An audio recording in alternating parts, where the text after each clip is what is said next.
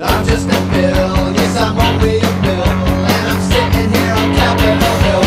We're only a 12-long journey to the capital city. It's a long, long wait while I'm sitting in committee, but I know I'll be a loss. Yeah, yeah, 'cause I hope and pray that I'll be, but today I'm just a bill. Good morning, it's the LiberalOasis radio show with your host, Bill Scher. Hope you've had a fantastic Thanksgiving. Hope you had much to give thanks for. I'm giving some thanks because it looks like we're going to get some actual government spending. Spending from our government into things that we want. Who would have thought you can do that in a democracy? If you recall, in a previous show, I had argued that who Obama was appointing to his cabinet and his staff was less important than the policy.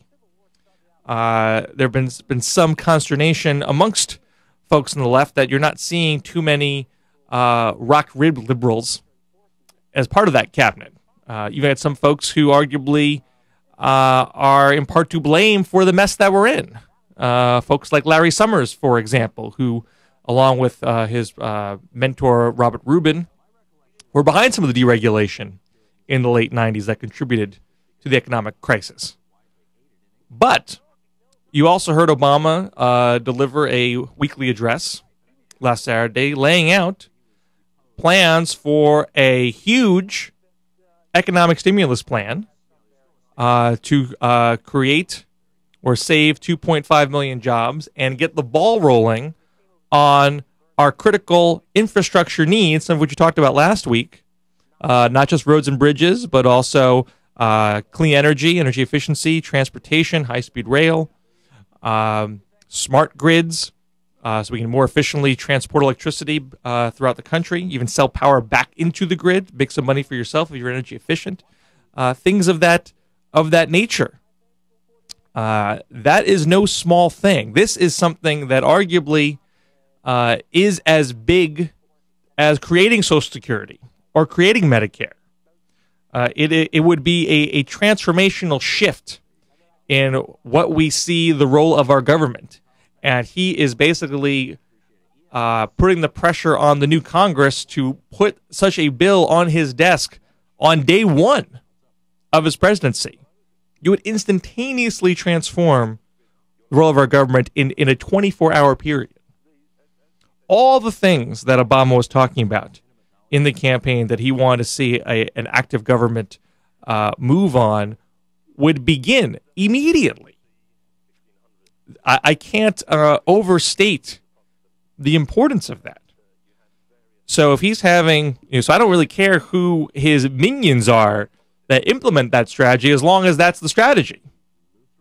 More important to focus your energies on is the attempts to try to block such a strategy from coming into place. Now, I think those attempts are fairly feeble, but you don't want to be complacent either. You have to always recognize there's going to be conservative attacks. There's going to be center-right pundit teeth gnashing that we can't just ignore because the national conversation, the fight for public opinion never ends.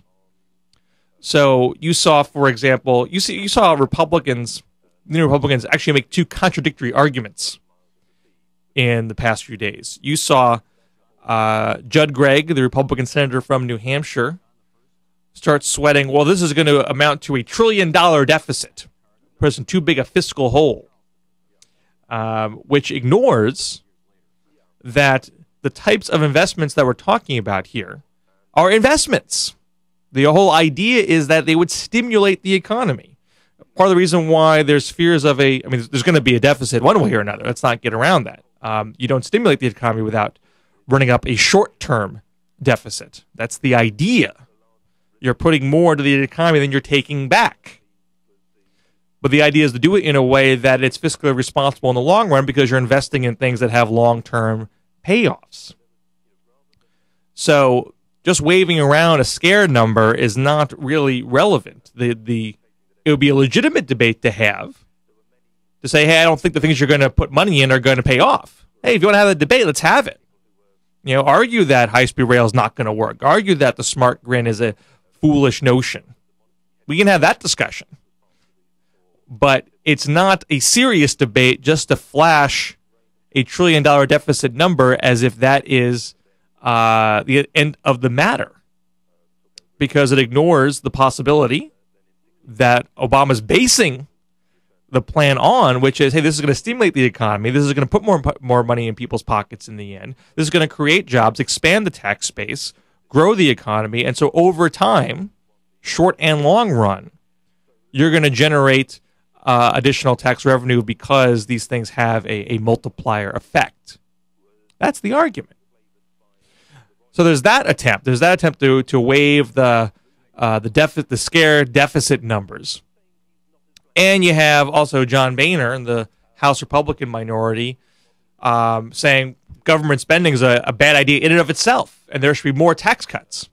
Now, this argument you can laugh out the door immediately, because that was the logic of the past 8 years.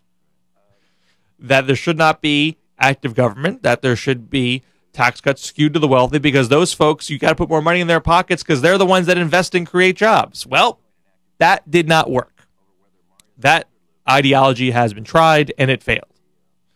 So the Republican Party has not really coalesced around a singular approach to dealing with this. They're still a little flustered, a little flummoxed, a little fractured.